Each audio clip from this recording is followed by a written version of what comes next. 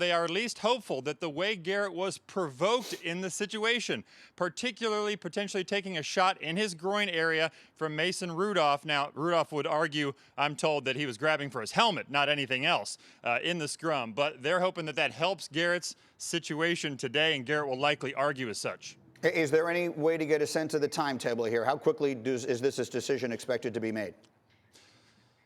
Well, everybody I talked to is waiting, and they think it's going to be either a couple days or as long as 2 weeks, because that's typically how long these things can stretch. But in high-profile cases, we saw it with Vontaze Burfict a few weeks back, they like to respond quickly. So I wouldn't be surprised if we see something by the end of this week, early next week at the latest.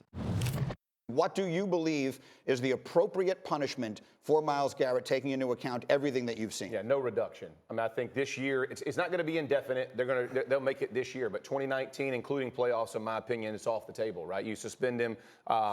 I get he is remorseful. I do not doubt that. I don't doubt his character. I don't doubt any of the things that people are saying about him being a gentle giant, a fantastic human. All of those things can stand alone. The bottom line is you took a helmet and hit a man in his skull in a fight in football. Listen, I've been in a lot of fights in football games. I've had my helmet pulled. I've been grabbing the groin. I've had all the things that we're talking about happen to me on a football field.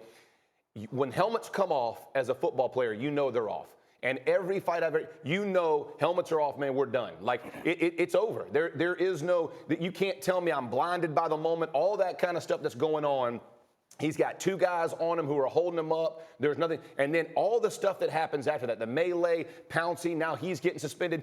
It's an awful look. You got to suspend him, and it is what it is. So, I mean, I would be surprised if it doesn't get reduced. Obviously, he will play next season. I believe he'll play next season. For sure. Because he does not have a track record of anything like this. You can say he's had some roughing the passers, but this is different. Correct. I think that he should play again this year. I may be alone in that, but there's no precedent for a penalty this severe for a guy who has no track record, and a guy, and we've had incidences similar to this. Earlier in this preseason, we had a helmet swinging. You can go back to Hainsworth stepping on the guy's face. Yeah, Andre Garreau, right. No one's ever gotten an indefinite suspension for something like this, and these are players who have committed acts as violent, who also had track records. So I'd be surprised. I think the right thing to do would be to reduce it. As ugly as that was, I think it got heightened because it was a Thursday night game. We were all up in arms, but we're fortunate now that it seems we're not going to arrest him. We're not going to put him in jail for the rest of his life. It seems like most people have backed off of that. So we're moving in the right direction, everybody. I wasn't ever into the category of putting a guy in jail. I will say this. For everything that's happened, that the Hainsworth stomping of Garreau, on his face, all those kinds of things,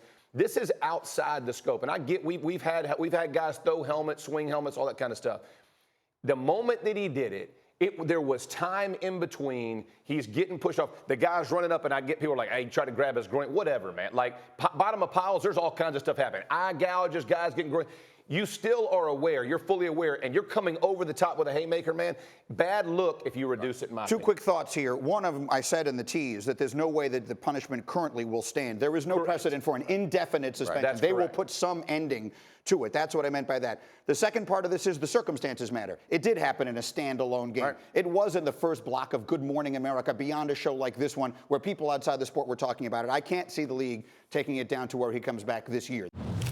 Thank you for watching ESPN on YouTube. For more sports and analysis, download the ESPN app, and for live streaming sports and premium content, subscribe to ESPN Plus.